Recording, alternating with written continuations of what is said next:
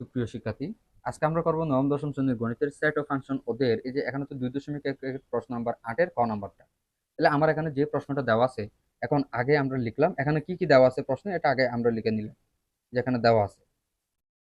তাহলে প্রশ্ন দেওয়া আছে পি সমান এ, এরপর কিউ সমান পি এবং সি। তাহলে আগে আমরা এই যে প্রশ্নটা লিখলাম প্রদত্ত রাশি, প্রদত্ত রাশি। তাহলে প্রদত্ত রাশি কত? P into Q.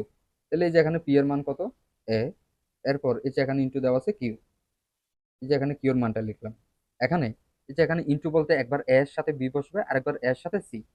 এ এর সাথে আমি বি বসালাম, এরপর আরেকবার এ এর সাথে আমি এই যে এখানে সি বসালাম।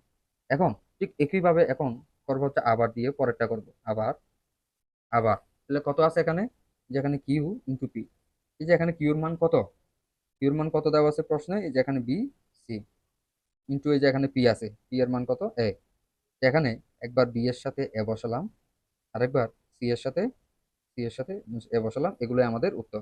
তাহলে এখানে যে পি ইন্টু কিউর মান, এই যে কিউর উত্তর হচ্ছে এটা, আর এই যে কিউ ইন্টু পি এর উত্তর হচ্ছে এটা। তাহলে এভাবে করে আমরা এগুলো খুব সহজে করতে পারি।